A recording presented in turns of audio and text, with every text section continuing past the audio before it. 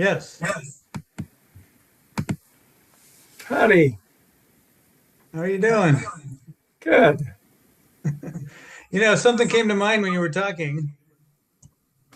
I just learned we have 85 pesticides in our food that are illegal in Europe because they're toxic. So Yes. maybe stick to organic might help you a little. Yeah, I do mostly. I grew up on a farm where my father and his partner were not careful with pesticides at all. I can still smell what 2,4-D smells like. Um, the crops would be dusted sometimes by planes that would fly over. And of course, they're not supposed to do that when it's windy, but it's a business and there's a job to do. And they take shortcuts with that. And I've often thought that a lot of my sensitivities stem from growing up on a farm and being exposed to a lot of chemicals. So, and I've done some things to detoxify. But your point is really well taken. We expose ourselves here in this country to a lot of things that are not good for us. It's wild. It's the Wild West. And yeah, It, it, I know it was a little off topic, but I just wanted to yeah, tell you. I literally grew up in the Wild West. So, Oh, yes, okay, that's right. In Colorado. Washington State Yeah. in Eastern Washington. A lot All of right. people, a lot of people have sensitivities here. They go to Europe and they can eat foods and not have the same problems. So, Absolutely. Yeah, I found that too to be the uh, case. It's okay. interesting. Hi, I thank you for your topic, Mark. It's very I remember when I had a baby, I thought, okay, people tell you all kinds of things about being a new parent, but the thing that I think I remember saying, why didn't anyone tell me how tired you are if you have a baby who doesn't sleep, how fatiguing it is. And I realize I feel that thought has occurred to me about old age, that there are all kinds of things that, you hear, but it's, no one has told me what it's, some of the things that I find very pertinent. And you're talking about the body. I think, I mean, there are many, I could go on and on, but I think, um, a big thing for me is being aware. It's like I have to strategize about how to use my resources in a way that I didn't have to do when I was younger. Like how long my Absolutely. energy will last, how, I can't happily go from thing to thing to thing, so happier days are when I can strategize smartly about how to use my energy and how to deal with other issues.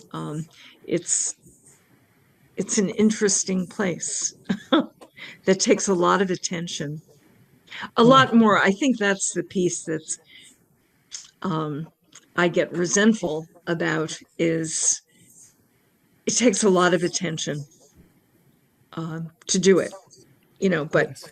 I don't have any, and here I am and happy to be here. So, yeah, but thank you.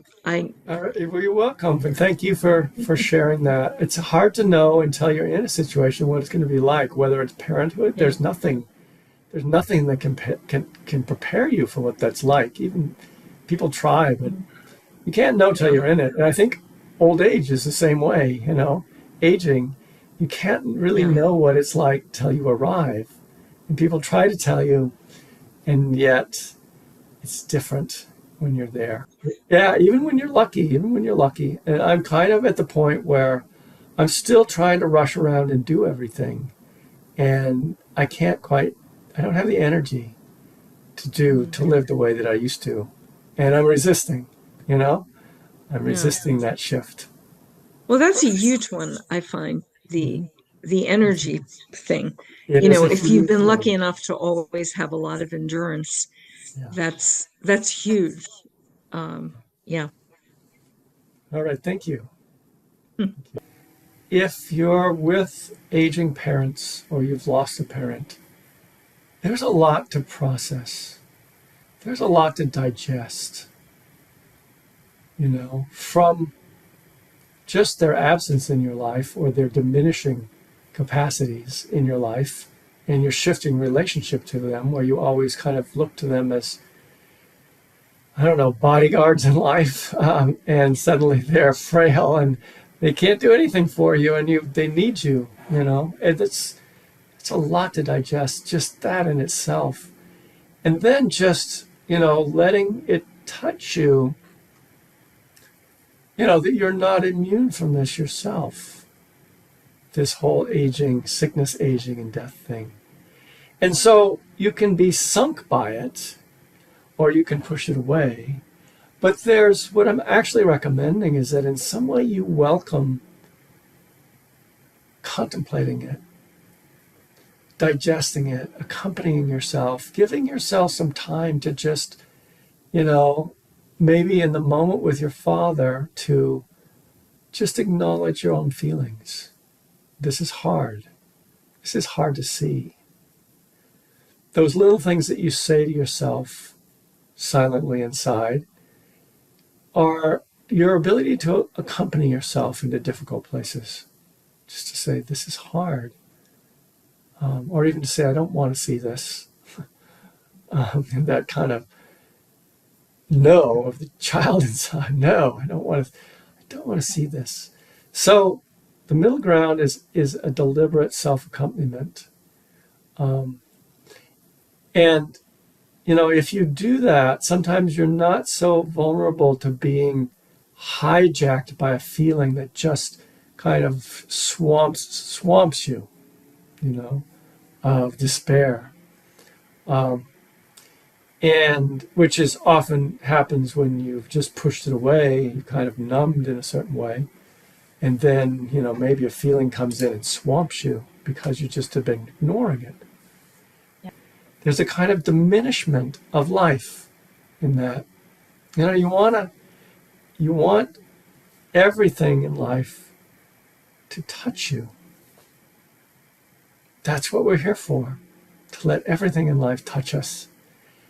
But, of course, being overwhelmed isn't so helpful. And that's why when we're in such tender places as children, we often are traumatized because we just get overwhelmed by the situation. There's no capacity to accompany ourselves unless there's a sympathetic adult who shows up to do that for us. And unfortunately, that doesn't always happen. Okay. But now we're adults, and who is a sympathetic adult to show up for us? Well, once in a while, our spouse can do that. I'm grateful for a spouse that can do that. But ultimately, it's here. Ultimately, it's here that we have to show up. And, your heart matters. And it's worth giving time to in these situations. It's worth giving time and attention to. It's interesting you talked about the body and witnessing suffering over the holidays. I witnessed the suffering of relatives struggling with their bodies. And it made me remember, one is a husband of a cousin who was this robust young man. When I met him, he's about my age.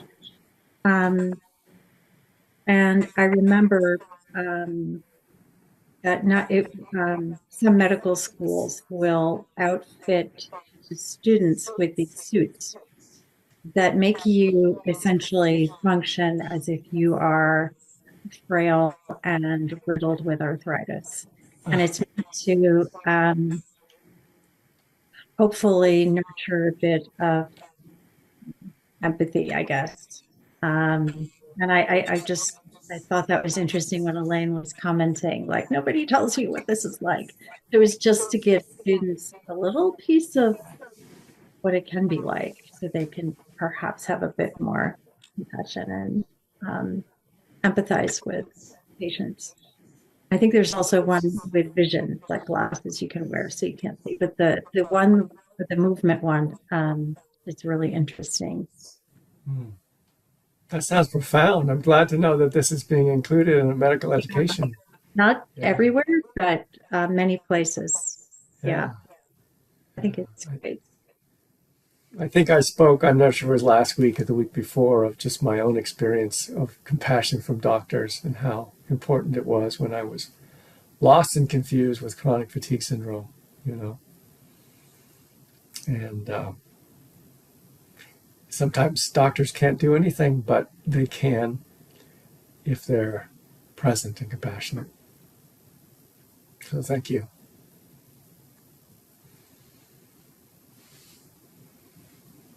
All right, who else might want to hop in here?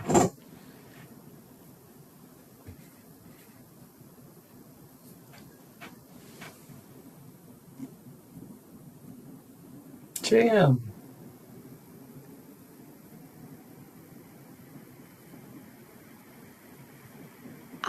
I had a couple of questions I was wondering if you might be willing to share your thoughts on. Absolutely.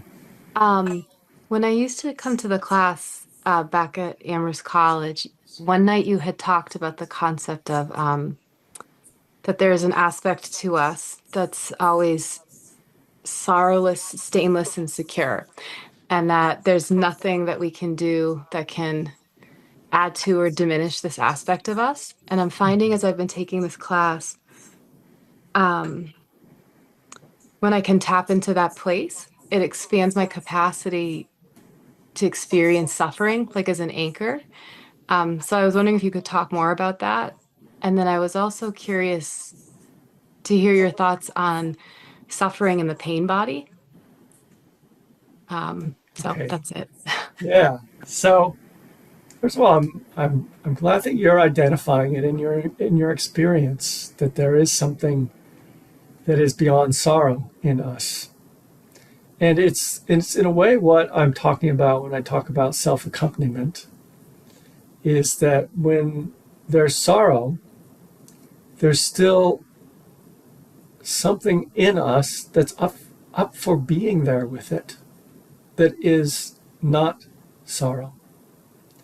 That, you know, some people call it witnessing presence. I'm a little uncertain that the word witnessing quite captures it, because that can be not so heartfelt if you're just kind of witnessing. It has a little distance to it. But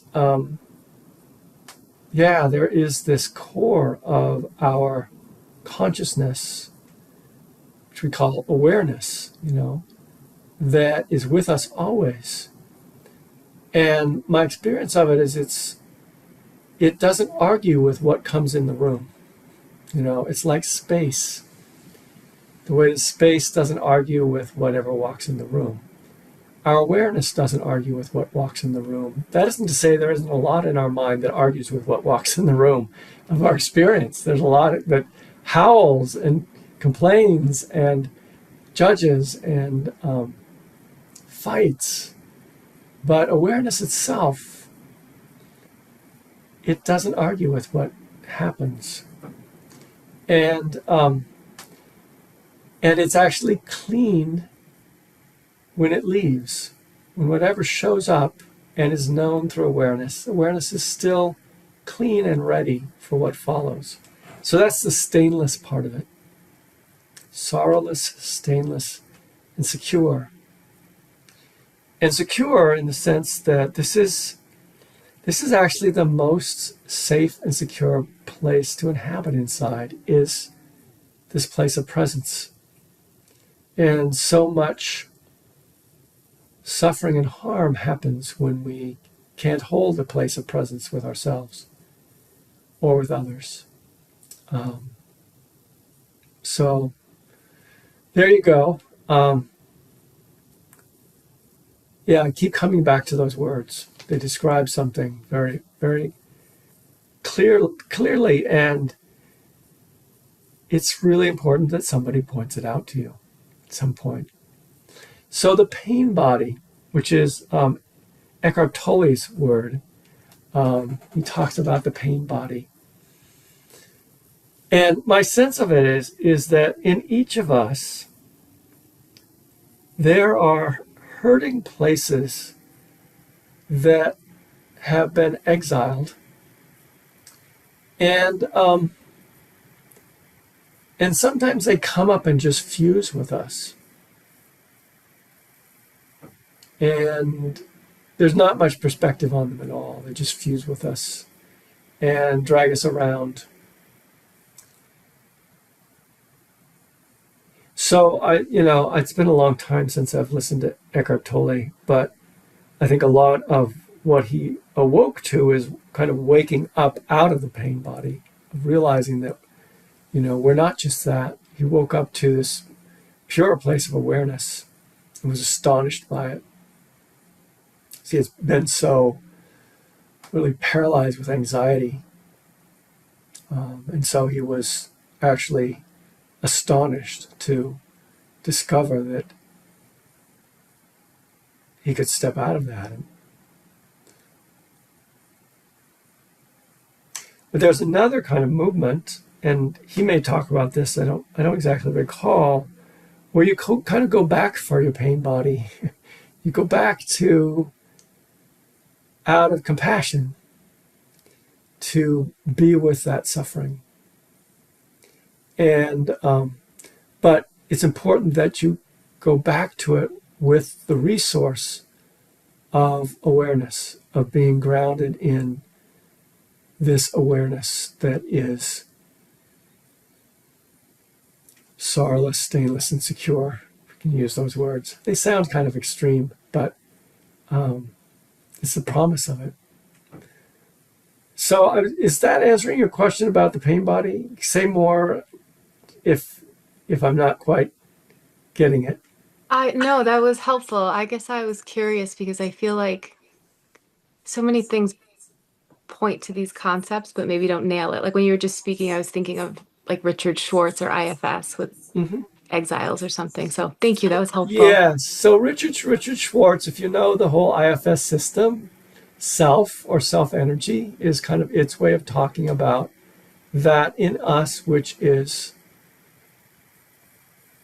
not the sufferer, and that can actually help the sufferer that we are also, if we learn to access it. So that's that, a different kind of words. It's often the case that people keep reinventing the wheel and calling it a different name, marketing it. So, all right. Anyone else?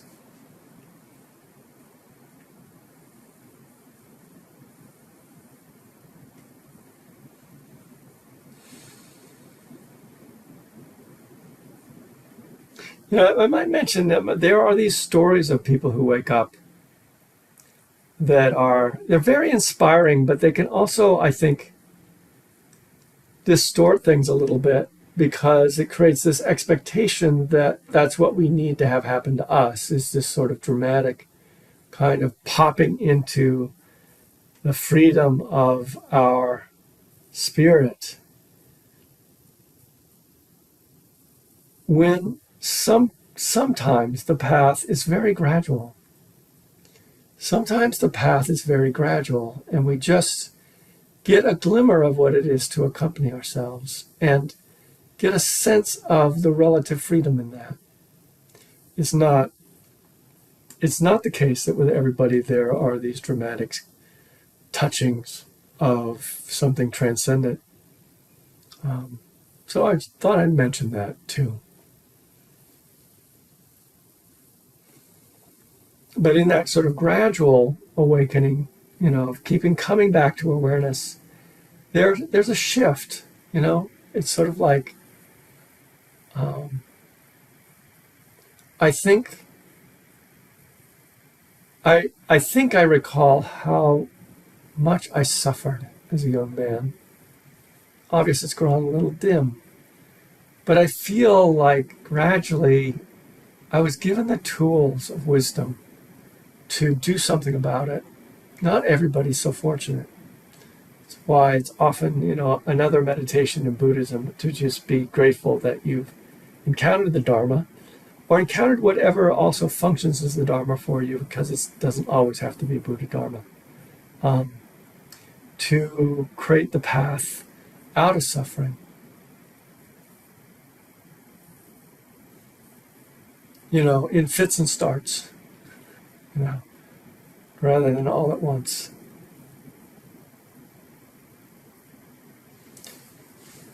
Okay, anyone else want to hop in there?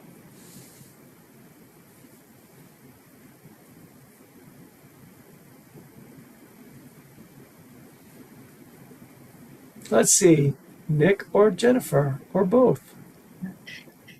So I was listening to last week's talk because couldn't make it last week, and you were talking about suffering and how hard it is with a child. So we're going through a lot of that right now, and you were talking about not. First of all, I just want to say bless you. Just on that, knowing that much. It's so Yes. hard. Yeah. So And I guess it'll always be what it is. But it's that you said there is, how do you not climb on board?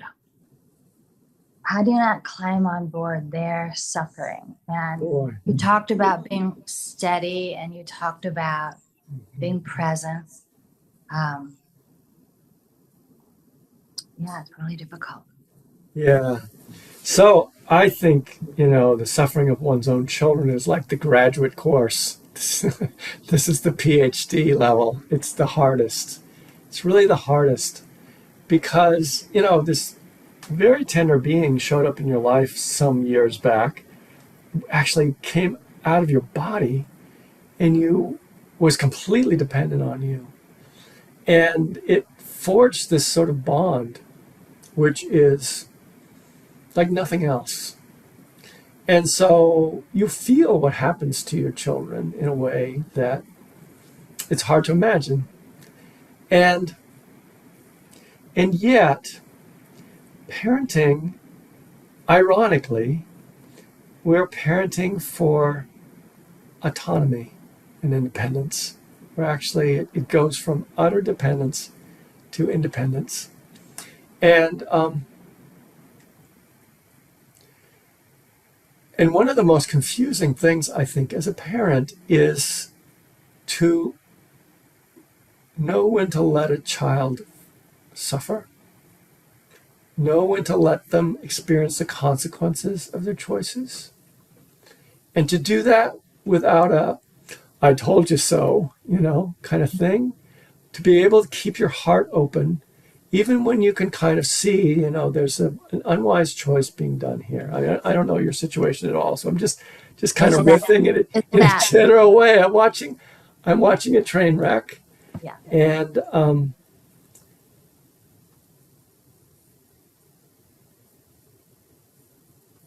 your power is limited. And they may be very rejecting of any pearls of wisdom that you throw in their way. In their kind of really natural instinct to differentiate and experience their autonomy, they may not listen to what they don't know. So it all makes it hard.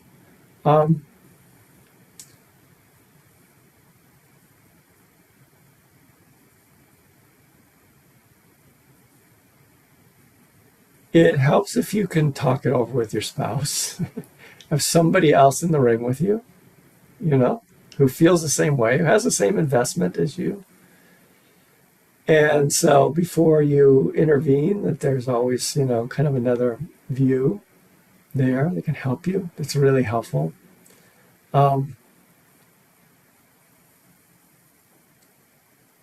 It's also really helpful if you spend some time with, like, what is this touching in me? Really owning, what is this touching in me? Is it touching any of the bad parent stuff that everybody who's a parent has, I think? Some level, they feel like they're not competent, they don't know what they're doing, they made mistakes, yada, yada. That is just the territory, And so to just take some time to like touch in really honestly is, to what degree is that getting touched? To what degree is my own suffering, being touched about, things I've experienced that my child is experiencing now? Am I really okay with that? So it takes a lot of self-presence in this situation, a lot of self-presence. When you're with them, it takes a lot of self-presence. It And just when you're not with them, it takes a lot of right. self-presence. Both. And so sometimes it feels, I mean, obviously it's exhausting, but it also, and this is not a right way of being or compassionate, but at times I feel like I'm being abused. Uh-huh. And then I can feel angry. Yeah. And I know those are all not good feelings to portray in these situations. You have a right to your feelings. And whatever you're calling abused is a kind of a label, but beneath that label, there's probably real hurt. Yeah. There's real hurt there. And that's really a call to show up for yourself around that hurt. And, the danger is always if you don't show up for that hurt, that you'll end up hurting them Yes. inadvertently because you haven't really digested whatever kind of anger or judgment is coming back at you that hurts. And your kids know you very well.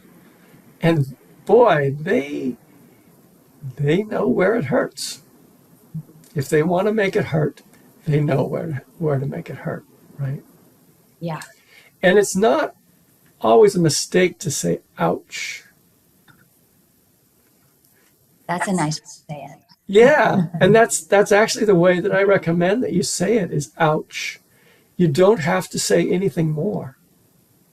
It just is like shows up like I'm a person with feelings too here. It's kind of what it says. And ouch. And it may generate more anger or whatever. I don't know what will come of it, but I think that is sometimes the thing to say is just ouch, just to acknowledge that your feelings are there and that it hurts. I like it. Yeah. Thank you. You're welcome.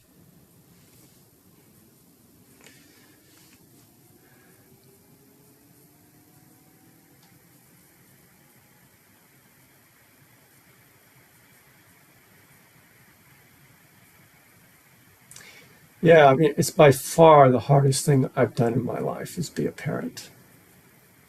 By far. And it's also the most worthwhile thing I've done. Both. So, just say that. So let's see, anyone else? We have just a couple minutes. I might be able to do something quick. If not, we could just take a few moments maybe to be silent. And just notice anything inside of us that is needing our attention. A feeling. Something that was touched by the conversation tonight.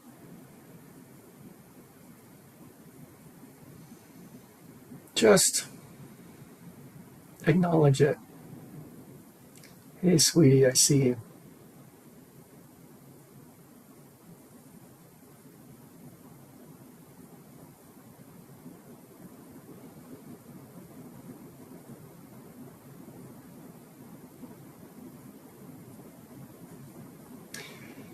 That, by the way, could be the new homework.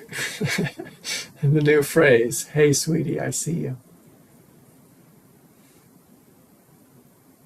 All those young, vulnerable places in us that, no matter how old they're still there.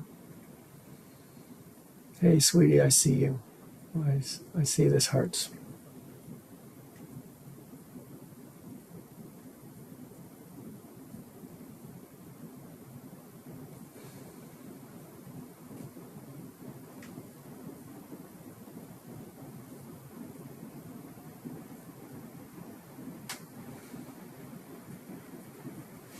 All right, everyone.